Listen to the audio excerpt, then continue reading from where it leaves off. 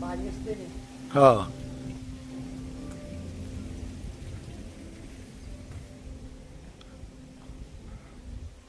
So ito may mga room pa pala rito.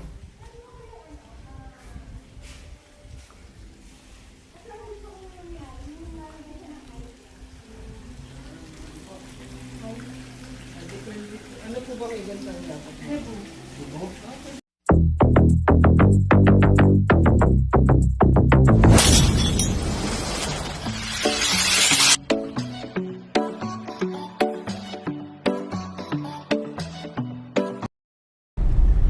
Good morning guys, magandang umaga, magandang araw sa ating lahat.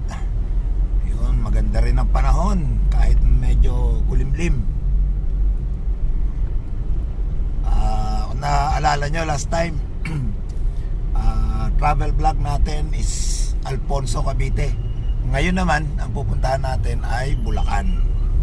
So titingin din tayo doon ng may resort tayong pupuntahan at check din natin, ocular visit lang. So samahan nyo kami guys. Yan, dito tayo papuntang Global.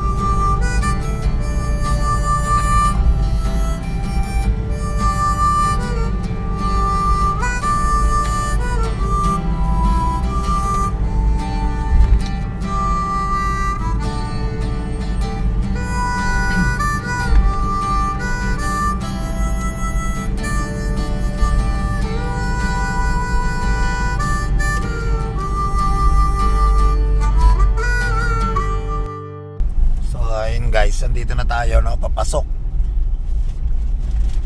sa V-Farm Garden Resort. Ito na yun, eh. Ito na yan eh. Oo nga, ito loob na yata ito eh.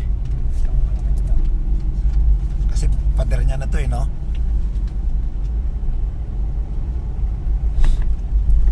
So medyo maliit lang yung daan, pero tingnan natin yung sa loob.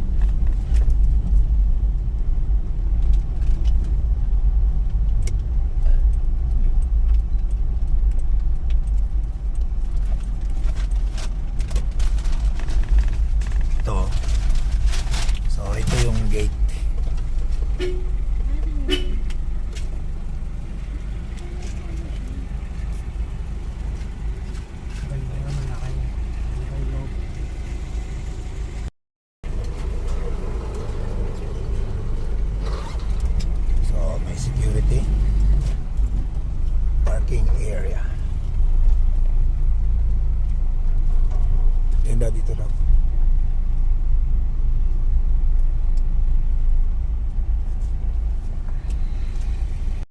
Sir, patay ko na. Okay na.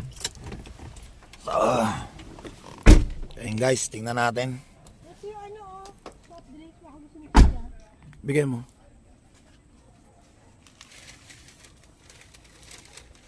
V-Farm Garden Resort.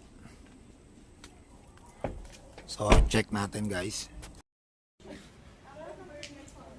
So ito, no, sa V-Farm tayo. Napaka-presko. No, daming puno guys. Ayan.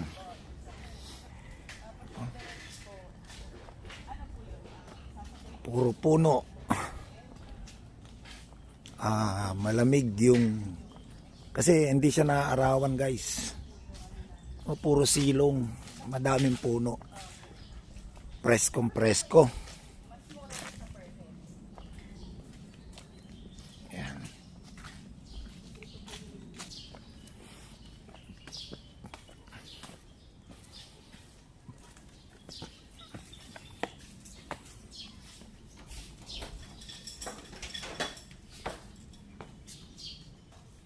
May pavilion din to. Open pavilion lang po. Ganun lang. Okay. Sige pa, pasok po kayo. Ilan siya ang ano na ito? Hanggang 20 packs po kaya. Yung maximum na po yung 20. Ay, pwede naman siguro dito ito. 18 to 20 lang, ma'am. 80 to 20. Opo. So yun, 18 to 20 packs. 40 ang kasya dito kabila. 20. Ganda, laki oh. 18.5 po yung isang room. Sa overnight po yun. Yung mag-daytime po, kung ang expected nyo is madami pa. Harap, hanggang 4 packs po pwede. 7.5 po per view. So ito yung pool nila. Ganda ng puno oh. Taas. Halaman to.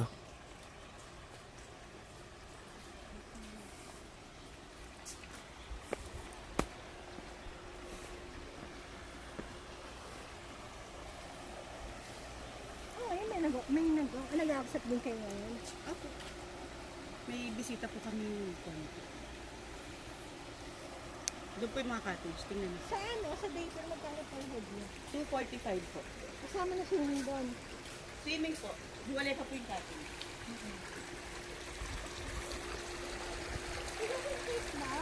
So laki. Diba guys, laki ng pool.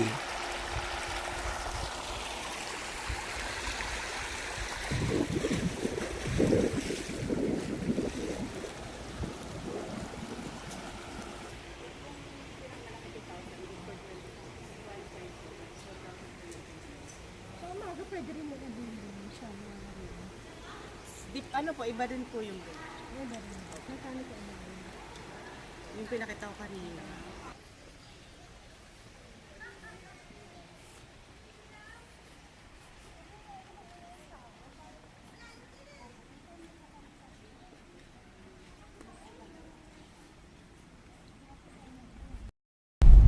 Sa akin guys, galing na tayo ng V-Farm Garden Resort and nag-ocular visit tayo. Maganda yung place.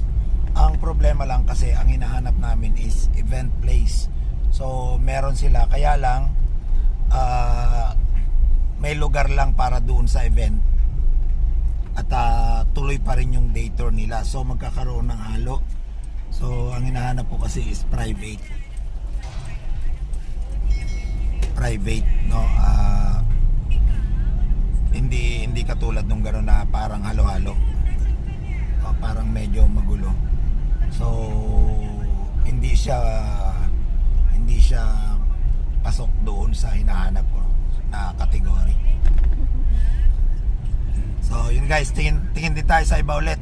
Dito pa rin tayo sa may Santa Maria, Bulacan, at yung Casa Viejo naman ang pupuntahan natin ngayon. Tingnan natin.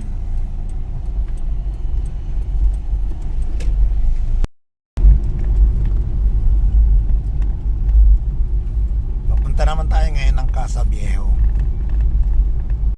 So ito na tayo sa Casa Viejo. Ocular tayo. Ocular? Mag-ocular? Saan magpa-park, boss?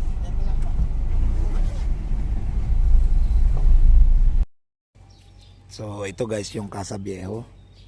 So mag-inquire tayo.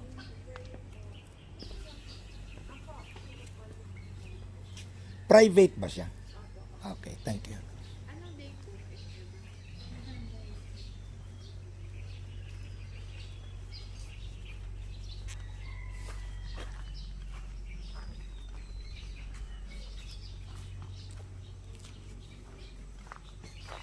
Yan, stairs pababa.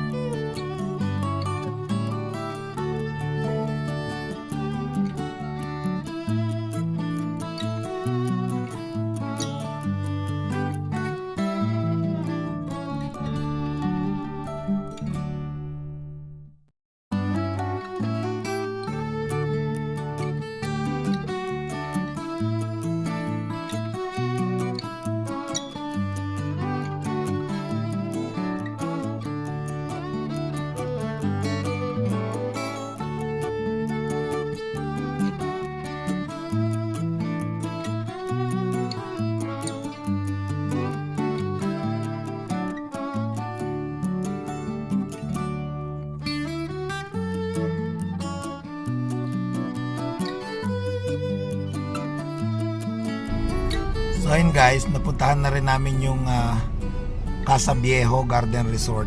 And yun, nandito pa kami, hindi pa kami maalis. Medyo ano siya, maliit siya, private siya, kaya lang pang ano lang, wala siyang pang event, hindi siya event place, no. Maliit lang siya. Kung 100 packs baka hindi kayanin, baka mga 20 nga lang dun, magkahirapan pa.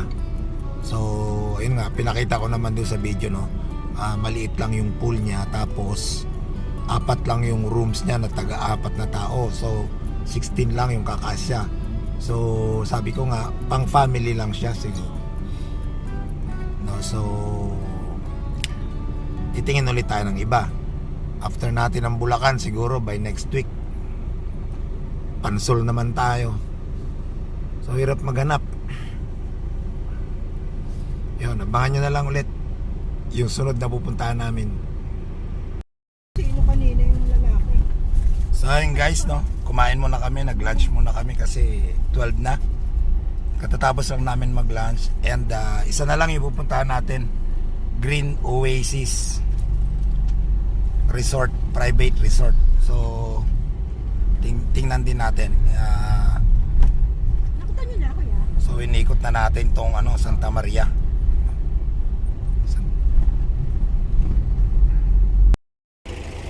So ayun guys, andito na tayo sa Green Oasis.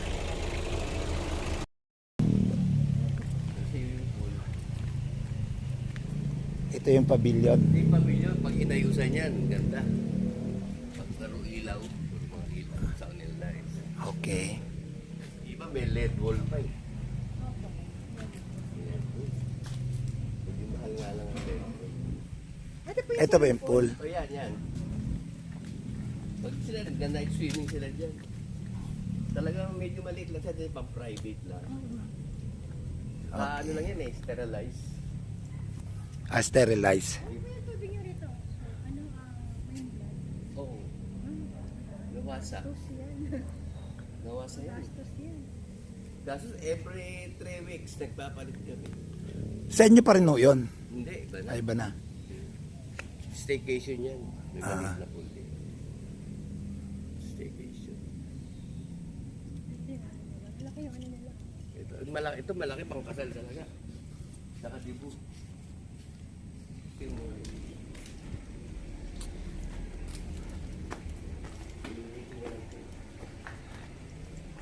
Ito. Aircon naman yan. Aircon. Yung CR din dito, may heater pag mag-overnight. Ito, overlooking na Kalabaw.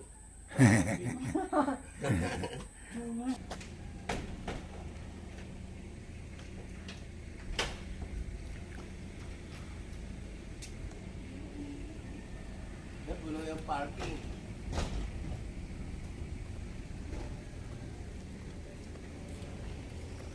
So ito yung pavilion guys. Malaki.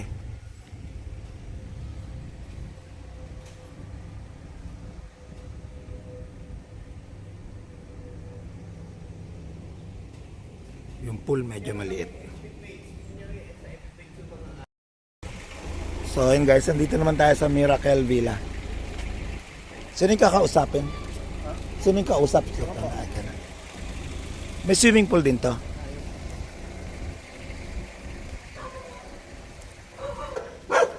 Bruce, hindi yan kuya, hindi po yan nakagat. Hanggang ganyan lang.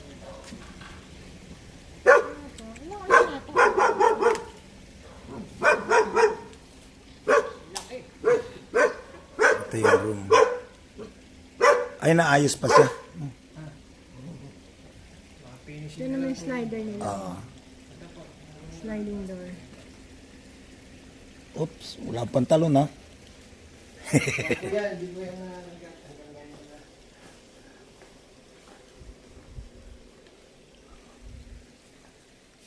Ito yung mga room. Opo, finish pa lang po.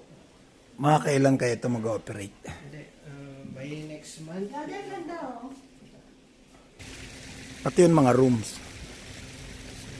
Double deck po yan. Okay.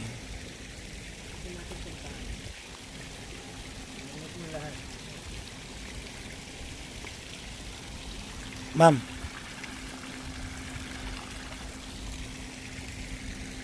Ito yung pavilion nila.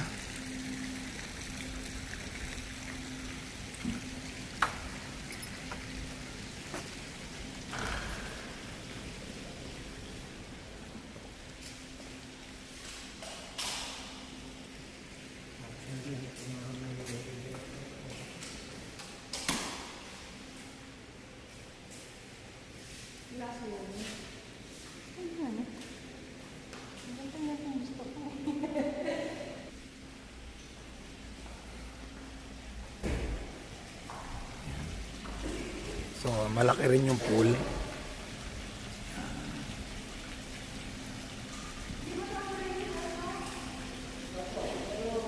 Anytime po, pwede po yung preparation na kasi kompleto na po kami ng hotel.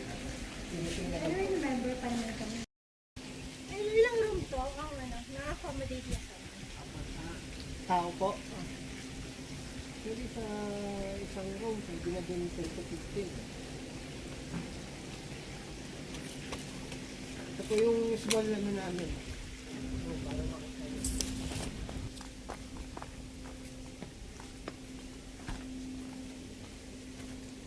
So, ito room pa din. Small room.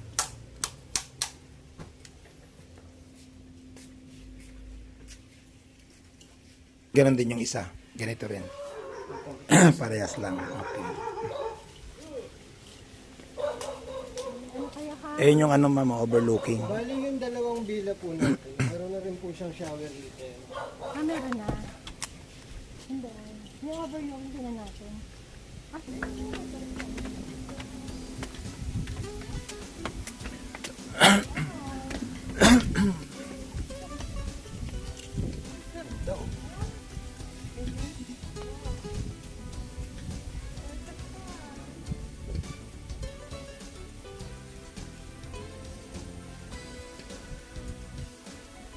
So, overlooking.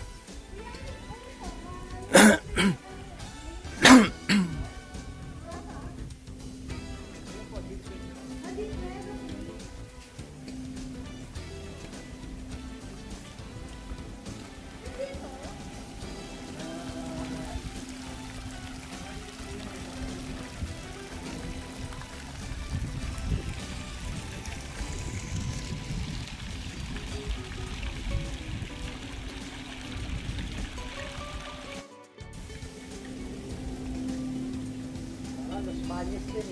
Oo.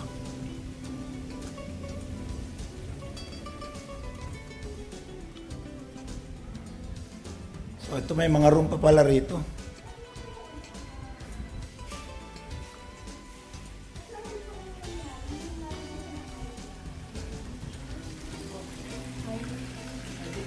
Ano po bang event ang dapat? ayun, na ganyan papagawa ko talaga. Picture ko naman. Talagang parang meron na yun ako. Ganda. Diba? Nakakuha tuloy ako ng idea.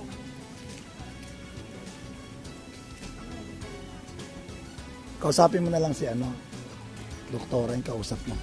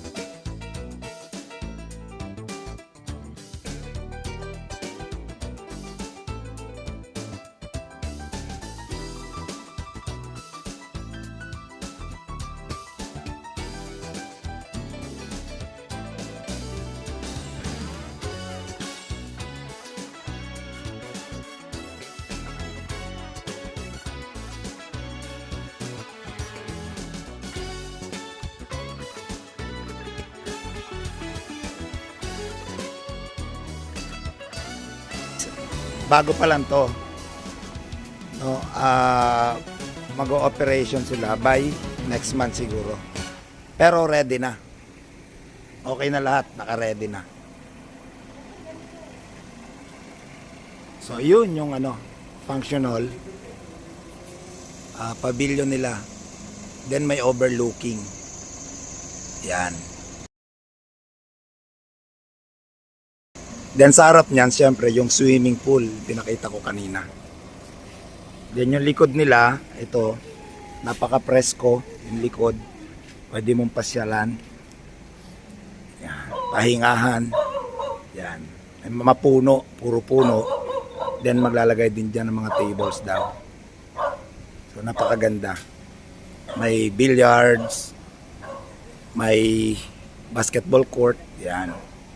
So, okay. Maganda yung concept. Lalo na pag yung palubog na araw, sarap. Nandiyan ka naka. Sunset po, ang ganda rin.